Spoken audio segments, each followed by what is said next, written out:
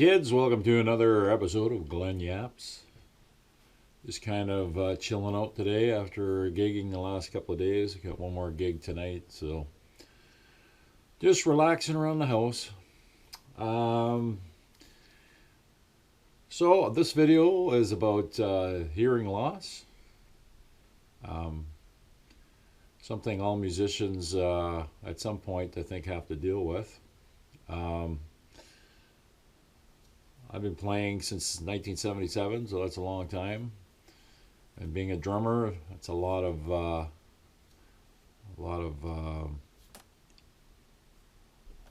loudness, wreaking havoc on my hearing.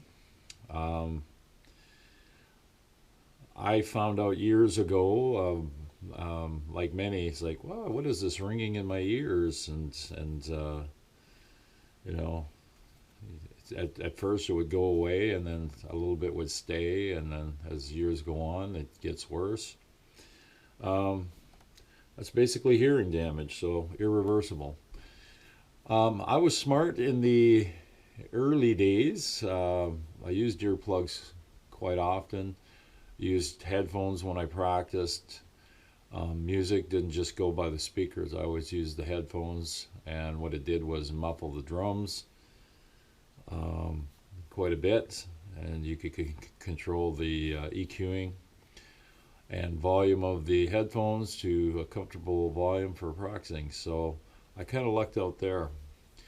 Where I've started getting ear fatigue was in a band called Southern Guns. It was a country band, country rock, but the band was just too loud for me. I even left the band. I left the band for a number of reasons, but volume was one of them. You just could not get this band to turn down. So at that time, I started using earplugs. You know, the foamy types you squeeze, put in your ears. They're still common to this day. I found that helped amazingly. It brought the volume down, but the problem I had with them is they changed all the frequencies, or it altered the frequencies so much that everything, it didn't sound good. It didn't sound good to my hearing. So while I was saving my hearing, I was not happy with the sounds that were actually getting through. It just changed the sound of what the drums really sound like and what the guitars and everything. So it didn't take everything and just bring it down a level. It just took certain frequencies and knocked them right out, and it just left an ugly sound. So I tried different things, but that band was the start of my ear fatigue. I never played harder on drums more than with that band, and it's like I remember going through drumsticks constantly. I could not keep up with the amplifiers, which actually that band leads me to what I use to this day with in-ear monitoring system. But anyways, and then I had some friend of mine yell in my ear, my right ear. One time, he just thought it would be funny, and it wasn't funny. I ended up having hearing damage in my right ear from it. So he doesn't know that to this day, but what are you going to do? But yeah, it suffered damage almost immediately. Got checked out, and was definitely damaged. So my right ear is my culprit right now, and I try and save everything to do with my hearing now. So after the Southern Guns thing, and after my friend decided to yell in my ear, I decided to try different earplugs, and like everybody, we go through this. So we have these type here. They're called tri-flange. They look like little baby Christmas trees. Usually they're yellow. These ones are kind of a clear green. I actually used these for the longest time.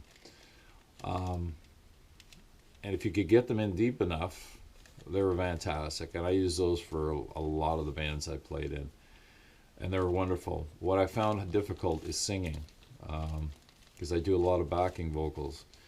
and I found it very hard to pitch correctly having these in.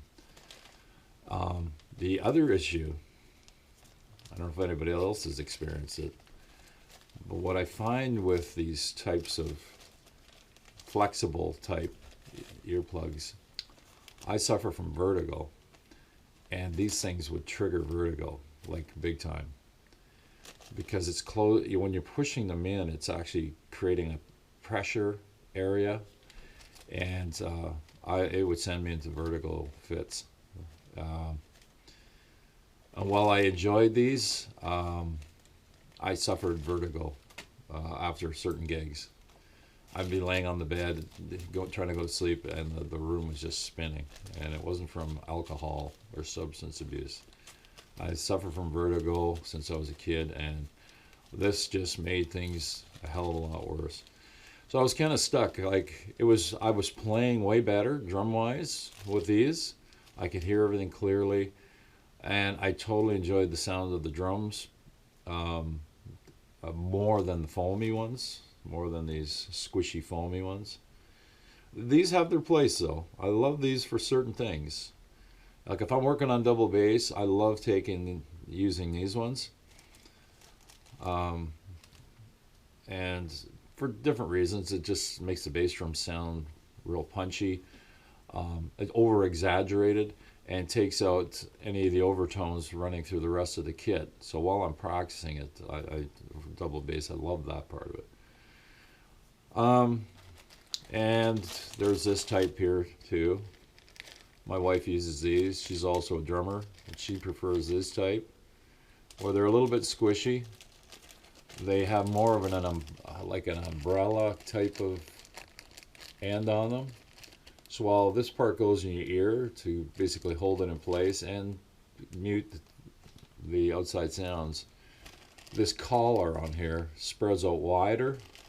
And it's almost like a bit of a deflector, but also with the center hole in it. Brings just a little bit in there, but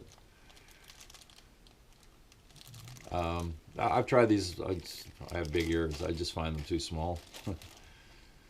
So anyways, but she likes them, and even when she comes to see my band play, this is the type she wears. So I'll be honest, I use them when I'm running my snowblower outside. Works great for those. So over the years, I got into musicians' earplugs. And my bass player in my band, he just got into them and he loves them. I've been using these. They're molded to my ears. You go to a hearing specialist, they'll get you set up. When I got my set, I paid, got to be 100 and something bucks. They're probably over 200 bucks now. I think my bass player, that's what he paid, around 200. They have these little frequency wafers. Now I've talked about these before, and these work fantastic. They have these discs are removable, so you can wash this bendable, flexible in-ear material. It's formed to your ears. But these discs are interchangeable, and they have different dBs for protection. I bought 2 sets of these and 3 different discs. So these ones here are 25 dB cut. So I've got 15s for 15 dB cut for one pair for when I play guitar, and I got 20s, which is kind of like if I want to go to a concert, see a band, or in general playing also, but 25s for the drums when I'm playing live. Now these work out great. You got to make sure they're clean, because if you don't, you risk ear infection, because they do go deep into the ear canal, you can tell, and they have a hole in them that goes through the filter and all the way into your ear canal. It's really directing the sound down there, but it does filter it. It's fantastic. The disadvantage of these things is I'm due for another set. After all these years, the silicone seems to have just gotten a little bit of shrinkage, and they don't fit as snug as they once did. So, or it could be just my own ears are changing shape with age. Who knows? But I've had these now for 20 something years, and they're just starting to have a little bit of leakage sound wise, but nothing drastic. Still work and perform like they should. So there's that option. They've helped me greatly, and I still have issues with the drums and the surroundings not sounding as good. So what I ended up switching over to for some things are, especially at practice, these. They're Vic Firth. They're called isolation headphones. You can see lots of foam in here. Now by themselves they work great. Definitely change the drum sound, and you lose a lot of highs, and not fun to use in that sense, but definitely will save your hearing. Like, it's amazing how much these things cut out. Now I use a couple of these sets in my studio here. They fit really tight. Guys I've had over using them in my studio, and it'll cut the circulation off in your head. They fit really tight. I'm not crazy about that, but what they do sound wise and protecting your ears is second to none. They do great. Now you can buy just the isolation headphones just for practicing. These ones here have speakers in them, so you can run the music in, or you can do what I do is I mic my drum set. I run it through a mixer. I have two drum sets set up in here. One is in my regular recording studio. One is on the other half of my studio, where I do a lot of the video stuff for drums. And I run my drum mix and my music mix into my headphone, but I totally control everything. So I can EQ them nice, but keep all the volumes down. And this is the lead up to my in-ear system on stage. I found this to be exactly what I want when I'm practicing. It just keeps me playing at a quieter volume, because I'm comfortable with the sound that's going in my ears. I'm not struggling to hear things. I can adjust everything on the mixer and get it to my EQing, get it to my volume, hear everything clear.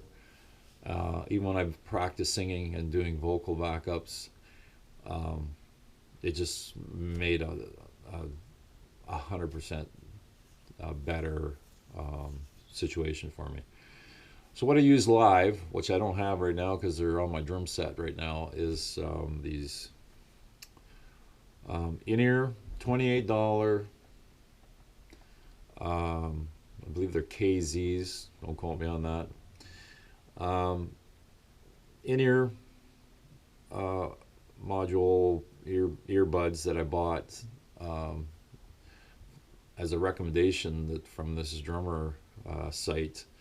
Drummer was testing them out and he loved them. I mean, there's so many price ranges for these things, but he said for the $28, the sound quality was phenomenal. They handled drum volumes and bass guitar volumes no problem, no distortion.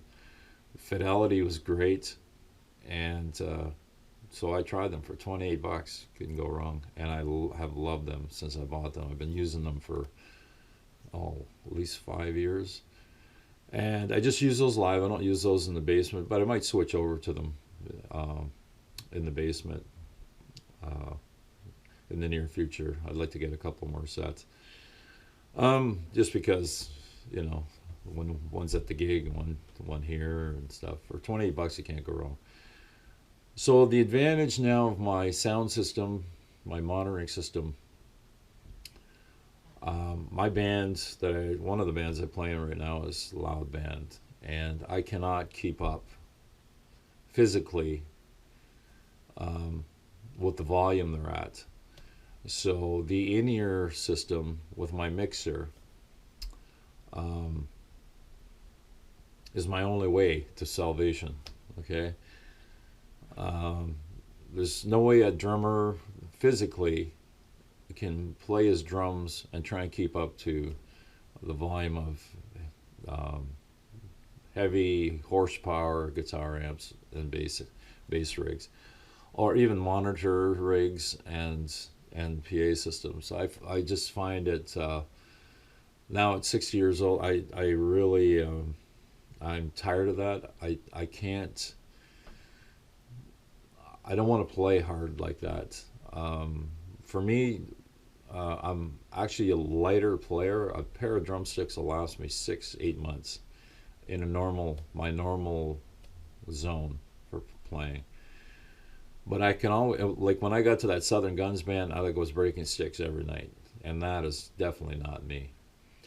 But I could not compete with the volumes. I couldn't hear myself, and it was just a mess. I did that for a year with that band, and it said, "Get me the hell out of here."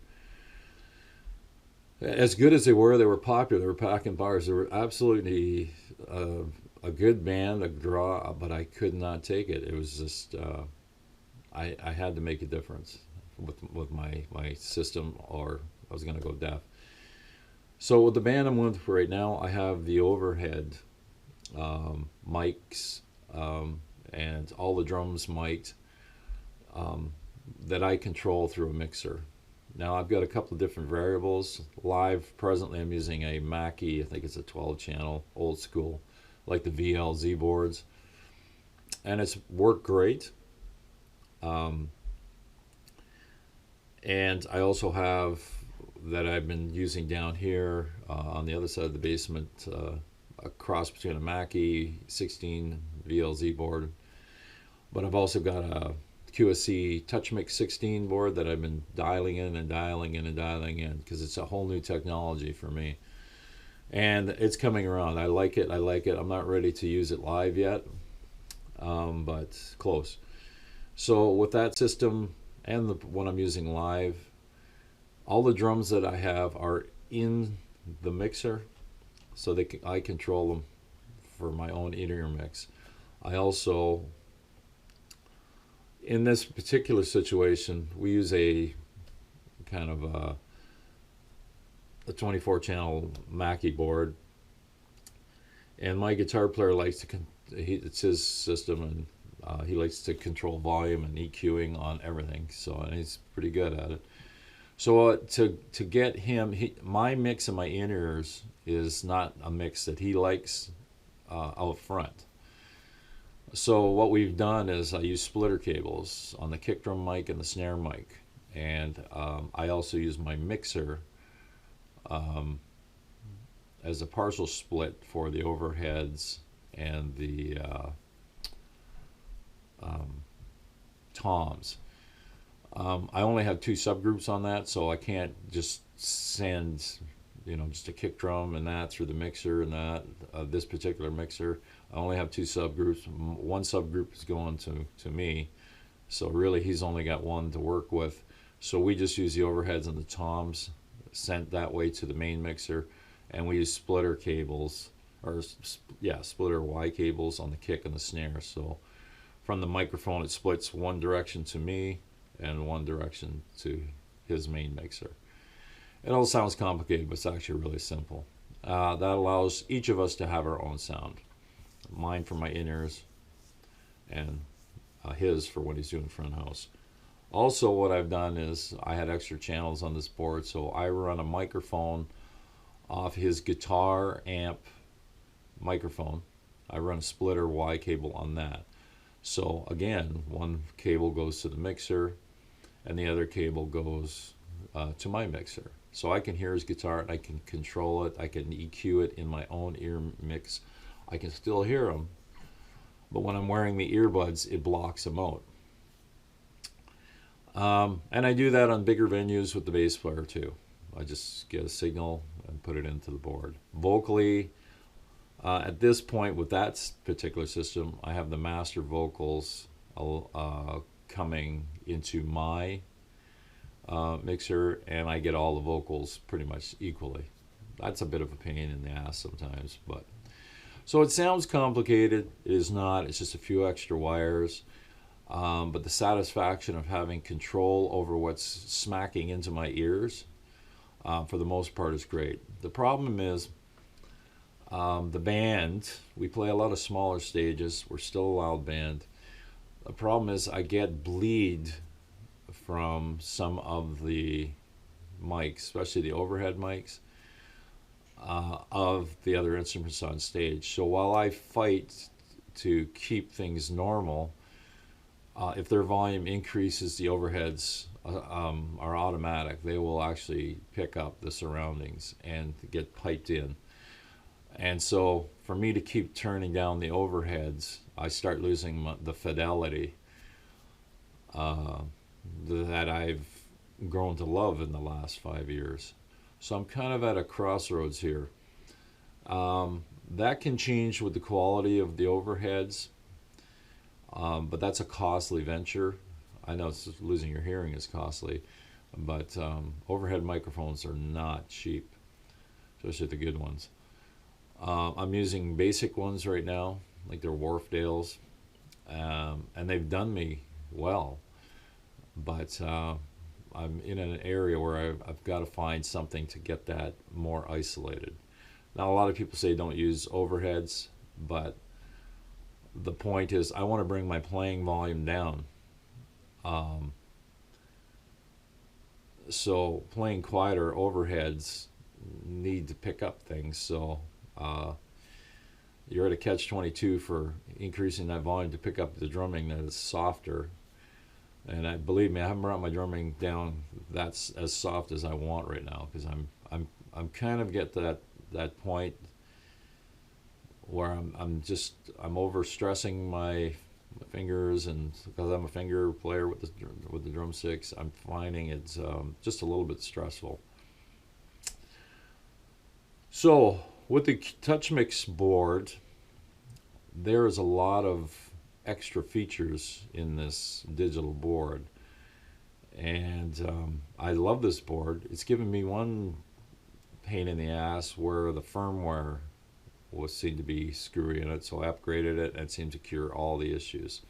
The only thing I don't like about digital is why my recording studio is an analog mixer going into a digital interface. But this particular QSC Touch Mix 16 mixer, it's all digital. But what it has in there are a lot of features where I can control a lot more on each one of the channels that I mic on my kit. So I'm at that stage where I'm going to bring it out live and start working on it. So probably in the next 3 or 4 weeks, and play it by ear. Now, I'm a Dave Weckl fanatic. Dave Weckl is one of the world's most famous drummers over the last years, played with Chick Corea and stuff now. And I've been taking online lessons from his school. And that's why I'm into this QSC stuff, because that's what he uses. And he's got a lot of bands that are fairly loud. Like, he plays with everybody, and he doesn't seem to have too much issues. But he's using that same board. He's also using a QSC K sub and a one and sometimes two QSC KW 122s. Well, I have the K sub, I have the 122s, so I've been working with that, just because there isn't a lot of stuff on the internet that's about this that's very constructive. There's a lot of videos of people making their own monitoring rigs, but Weckl goes in depth with it. So that's where I am right now. Whereas I can use the mixer, the QSC mixer, and dial in even more on each microphone, I can also run my own drum PA, which means the sub is beside me along with the K122s. So basically, it's an amplifier of drums compared to them, the guitar player and the bass player. And what that does is it rounds out the tone for myself without increasing the volume. It just gives the drums a little bit more thickness, and I'm not looking for volume. Even Weckel's on-stage sound, you can tell. I've downloaded so many videos, live concerts of him, and his stage sound is just phenomenal. And it's not overpowering to the rest of the band, but it just makes those drums sound. Doesn't I mean, it just sounds wider, thicker, and doesn't like most drum sets when you play them on stage. They all sound the same. They sound like cardboard. Doesn't matter if you got the best skins on them, whatever. Acoustically on a stage with amped, high-powered amps, they sound like cardboard. And I can't stand that sound because that's not what drums sound like in a room like this, like my studio. They sound great by themselves, but on stage, just not a fan of that sound. So they need to be controlled a little more and obviously amplified a bit. So with that, bringing the sound back to me in a more round form, that's a bonus. And it helps me at least compete with the round tones coming from the bass and the guitars, because I mean, think about it, they're guitars by themselves. There's really nothing there. They make a sound, but it's not an amplified sound. So their instruments are being amplified from an acoustic state, and I'm going to do the same with the drums. As I say, it's only fair. But I find right now my band is at a volume now that I'm close to where I can't play my normal way anymore. And it's because of the bleed that we have. Like, we have loud vocal monitors, loud singers, and they like it loud. And I'm starting to go through drumsticks just a little bit more than I would like.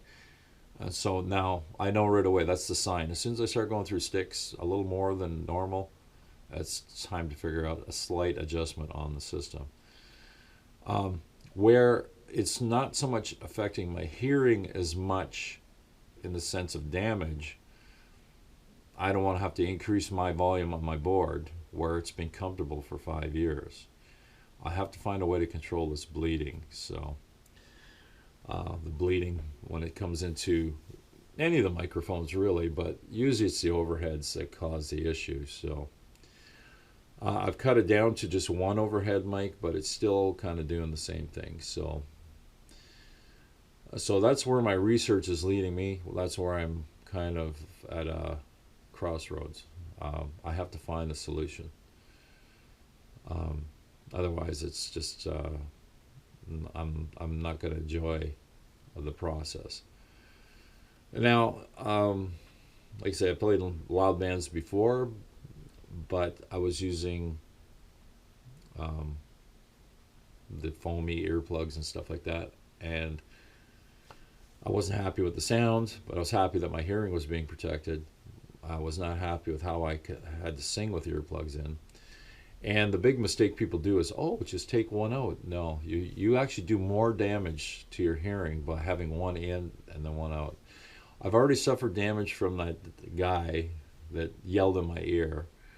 So there's slight imbalance there in my levels for hearing. Thankfully, it hasn't gotten any worse, but yeah, I couldn't believe the actual pain that happened when he yelled in my ear. It was like he was right here. He just thought it was a joke, and that ended up having hearing damage. So even the specialist said I was lucky. So I don't know how lucky that is. It's like people should know better, but like I say, I didn't get mad or anything. I just what are you going to do?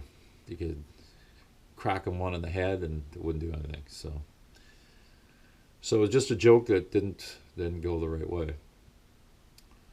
So now we're basically stuck at that. The in-ears that I use for $28, they still protect, they seal great. You can get different tips for them, which kind of, I guess they're like a silicone type, I don't know the materials. You can get foamy ones for them. I have not tried the foam ones. I've just figured the foam ones would be easy to come off the actual earbud. I've had that happen where I took the in-ear monitor out too quick and the silicone buds kind of stayed in there, so it was like a struggle trying to get it out. I did get it out eventually, but it was like, okay, I'm going to be more careful when I do that, because they do fit on there pretty tight, but if you just take them out the wrong way, you risk that happening. The foam ones I've not tried, but I might try that too. So that's the scoop.